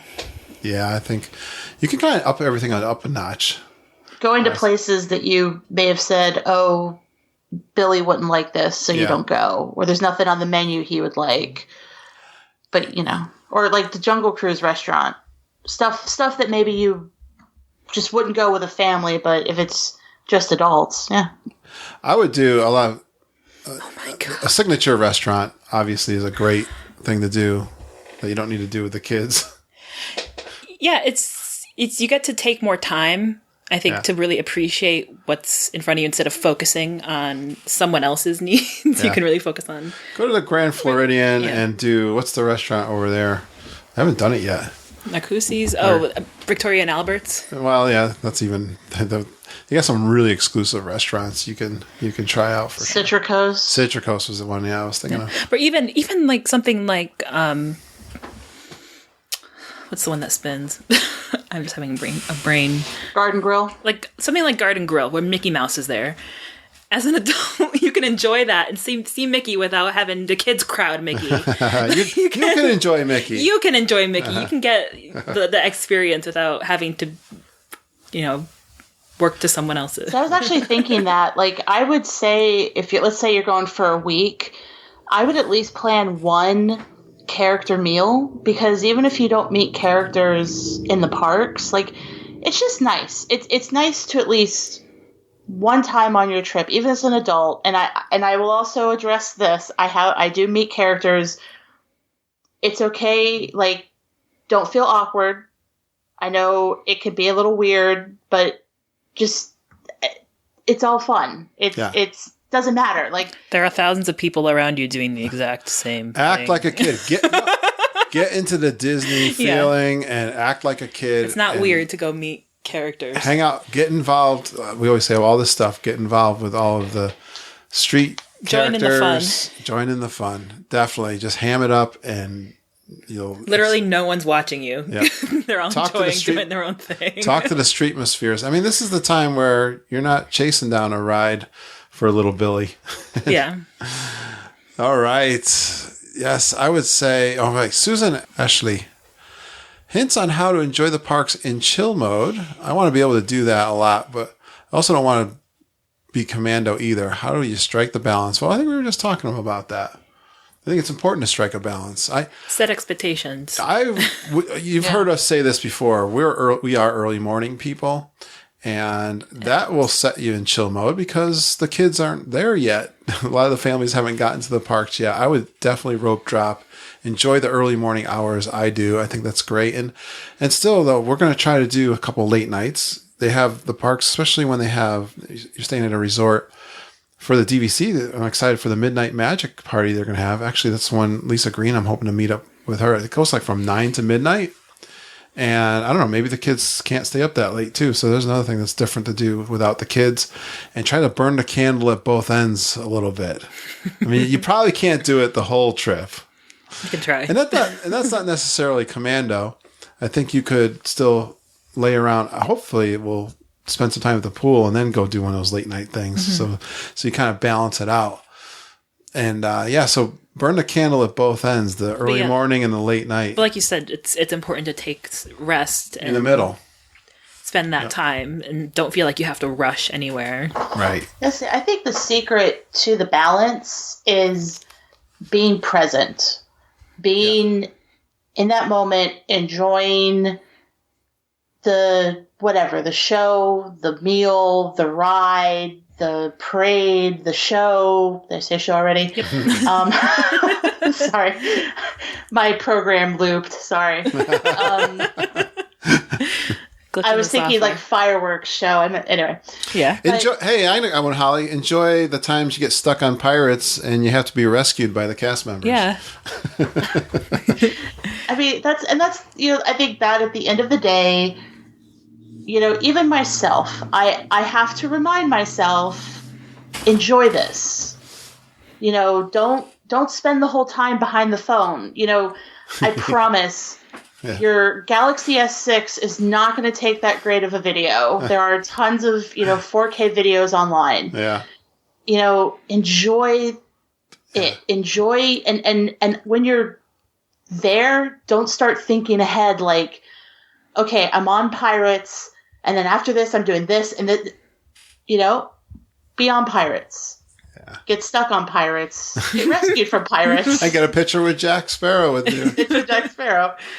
With your podfather. The podfather and, I'm trapped in the boat. Maroon. Lindsay getting rescued. Yeah.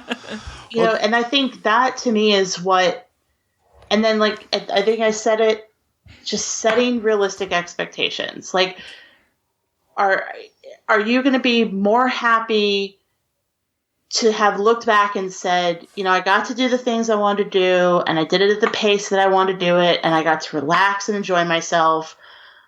Or are you going to be like, I did everything? Like, it's all about fitting plans that are going to work for you and the people you're with. Because at the end of the day, there is no right way or wrong way to tour Disney. There's your way, and if your way makes you happy, mazel tov. Did it right. All right. I think that's a beautiful way to end it, guys. Yeah. Good job, Holly. Once again, thank you so much for being on, and we'll be seeing you soon, right? Yes, I'm so excited. Hey, she's going to be staying a couple nights too. And Lindsay's going to be flying down in the middle of my trip. I'm going for 2 weeks, and well, you guys just got me excited for my trip. Yeah. So thank you so much. Look forward to the coffee walks, geeks. I'm going to try to record, yes. In-park audio. I'll get my binaural headphones ready so you can hear that 306. I think I said the wrong number last time I said this. More than 360. Yeah. Like I said, we're crossing into the fourth dimension. Yeah. I said 365. I got mixed it up with the number of days. Well, anyways, you can tell we're getting excited. We will be recording. You'll have probably a full year of live recordings by the time I come home. But thanks again for going geeking on us, ladies. We'll see you hopefully next month. Bye, geeks. Bye, geeks. As I was listening back to that recording, I had one thought about an additional thing you might want to do when you're down in Disney World as an adult, and that is to go and see One Man's Dream in Hollywood Studios. That's one of those things that maybe the kids might not be that interested in doing, but I think as a fan of Walt Disney and his world, that is a great little museum to go check out and see what's going on in that exhibit and get inspired to go home and start working on your dreams. And well, if one of your dreams is to go to Walt Disney World, I want to tell you that I'm a official Fairy Tale Concierge travel agent along with EJ Cruz and Jennifer Galambos. We are Fairy Tale Concierge, and it's an authorized Disney vacation planner agency. You know, a Disney World vacation is so magical. Nothing makes you happier than fun experiences anyway. So you're going to treasure those memories for a lifetime, and you can get started today making those memories with your family. I'll get on the phone with you and customize your trip to fit your family needs. If you've not been to Disney World lately, I can really help you save time, money, and create a trip plan that will really make your trip a dream come true. So let's get started today. There's no obligation or cost to book your trip with us. Just complete the online quote from geekinonwdw.com/quote. Put that in your URL and you'll get in touch with us and we'll get in touch with you and get started. You can email me too at kurt.stone@geekinonwdw.com. Well, the best part of podcasting and our show are the friends we meet and the trip ideas we share. I'm getting really excited to meet up with Geek and family members down in the parks. But hey, if you want to stay in touch with us through the internet, we've got an email list. It's called the Geek and Gazette. And each week I'll send out an email that has our favorite news story from Walt Disney World, a planning or money saving tip, and something interesting that our community is talking about. And if they've got a discount from Fairy Tale Concierge and Disney World, we'll let you know about that. And when you sign up for the email list, you'll get a planning spreadsheet. And I got that all made out. Mom and Auntie Judy got it all made out for us. We're ready to go. It's on my phone as a PDF. We filled that all out in a very specific way. You can put your ADRs, your fast passes, your park hours, all in one convenient spreadsheet, and it tells you what park you're in. You can text that to your family members as a PDF, and like I just said, and it's so handy to have on our phones and keep everybody and all these things all together. I also have a travel packing checklist, and I am going to print that out probably today and start packing my bag, getting those things ready, like getting everything charged up, those batteries and cell phones and the extra batteries. And I have so many things. I got my recorder and the memory cards and all that stuff. Got to get that ready. I love to have checklists, and I'm going to start doing that right now, as a matter of fact. But you can get hold of that checklist, and you can add to it if you want. It's a Word doc, and I think I've got a PDF one there too. But anyways, you don't want to forget anything on your way to the airport. Isn't that a horrible feeling that you thought you forgot something that you should have done or whatever? So check that off. Especially some of you guys are packing a month before, but a week before, whatever. Get rolling and check it all off. Keep it on your refrigerator. I hope to give you guys some more free goodies when I come back from Disney World. And you want to sign up for the Geekin' Gazette, go out to geekinonwdw.com and sign up. It's up on the right-hand column of our website. Join us on Facebook. It's a great place to hang with us every single day. You'll see people that are in our community that are down in the parks posting pictures. There's people asking questions, getting great answers. You can ask questions. We've got a great, knowledgeable group of fun Geekin' family members there that will help you out for sure. It's so much fun. It is private. It's positive. You just got to search for Geekin' on WDW in Facebook. You'll get some questions. Answer the questions. That way I can qualify you. Make sure you have a passion for Walt Disney World and your vacations. You listen to our show and you got a fun and positive attitude. It's pretty easy to fill out, and I'll let you in right away. I usually do a post too, and Facebook makes it easy for me. Collects who's kind of the new members, and we can all say hi. And I'd love for you to tell us a little introduction to yourself and tell us what you're up to. What's your history with Disney World? You got a trip planned? You got any questions? So put those out there on the Facebook. That is a great way to stay in contact with us every single day. Or you can direct email me at kurt.stone@geekinonwdw.com. I'm on Twitter also, same, Geekin' on WDW. We've got a voice recording message hotline. It's called Geek Speak. You can leave us a message there at 860-294-4774. If you leave us a question, I'd love to have those questions in your own speech. And then we'll play them on the air and answer them on the podcast. Love Geek Speak. And thank you so much, guys, for retweeting our Twitter posts, sharing our Facebook episode postings. Telling your Geekin' friends is the best way to support your show. Thanks so much for going Geekin' on Walt Disney World with us. We really appreciate you listening and geeking with us every single day. Have a magical day, and I hope all your dreams come true.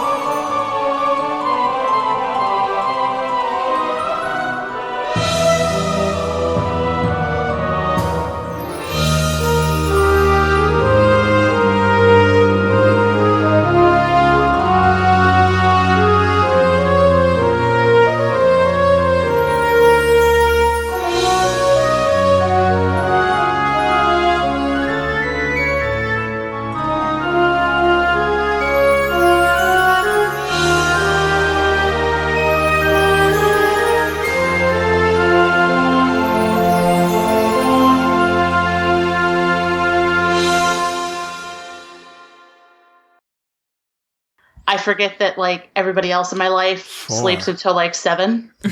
Except for me. Yeah, no, he's up at. I hear you farting around at 4:30. Is that for real or? Yeah. You should do my farting at night, I thought. No. My mama kicks you out. Oh, yes. All right. Are we ready? You guys excited about your trip coming up? Absolutely. Hasn't hit me yet. I know. I got, I have school that starts before I go too, so it's like I'm worried about school, so that doesn't help. I know. I got work stuff to do. It still seems far away, but it's only a week now. Well, for you, it's still a little farther from me. Yeah, we got to get it together. Start getting things together. Mama's packing already.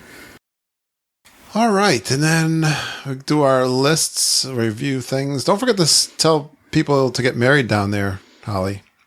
I didn't put that in my list. Actually, renewing your vows. Oh, there you go. Because it's you can do like a cheap little ceremony on like the Polynesian beach at like 7 a.m. Perfect. That's so cool. Or at the boardwalk. Did you just learn this recently? No, it was because when I was trying to talk Peter into just spending money at Disney, not on a wedding, they have the couple and then up to 4 guests, like mini ceremony. And I was like, what about that? Oh, Kelly Reese, do you enjoy Disney more as an adult than you did as a kid? That's a hard question to answer. I can drink, so yeah. We're going to corrupt all the young ones. Like, what about the people who don't drink? Like, what do you do? Sorry. There's nothing else for you to do. You could eat ice cream for breakfast. Yeah. Let's see.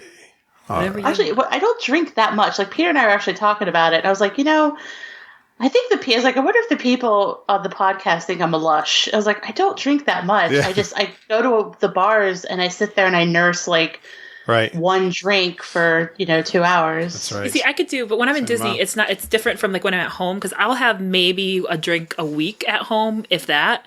But in Disney, I could have 2 a day easy. Mm-hmm. And Luke's here. Lucas. Is he gonna be a good boy? Let's see. No, he's gotta come say hi. Go away. No, not you, Sadie. Go away. Go away. They're Go all away. locked in. Hold on, I gotta shut my door because Sadie's up here now. Can you shut my door, please? The dogs are in your room. I know. Get them out of my room. Sadie, I don't close trust her. It was we were so good, and then the second we start recording, the dogs come up the stairs. Where was I? Can you get Sadie out of my room, please? I totally forgot where we were. We were talking about Animal Kingdom Lodge. You gotta get Luke out. He was good the other night, but Come on, Luke. Go. Mom, call Luke. They're gonna hang because Go away.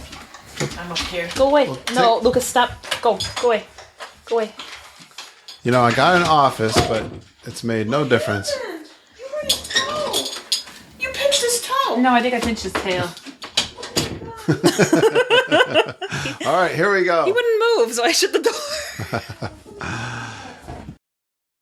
Holly, that picture of that ice cream, did you hear me say, oh my God? I did. I looked, I'm like, oh, she saw the ice cream. Nice. It looks so good. And I think it was like, don't quote me, but it was like $12 or $13. I pay $12 or $13 for one drink, so that's not a problem for me. That's like, I was like, oh, this is a really good value. The only problem is I eat ice cream like very fast, because I'm just a fast eater in general.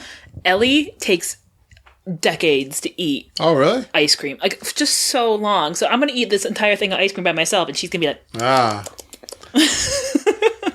I like that milkshake, too, that they're... The monthly milkshake. I'm going to be so sick. I'd never seen that before. I'll tell you, we didn't care for the food at the plaza. Oh, it's $10.19 for the flight. Oh, my gosh. That's not bad. That's nothing. Yeah. But... I didn't really care for the food, but like I said, Peter did the Neapolitan challenge, and after the 3rd milkshake, I thought he was going to throw up. Oh my God. Yeah, no way. Wow. No way. Yeah, that's tough. Hey, we forgot to talk about the weddings and anniversaries and, the run events. Oh, well. We'll get to it.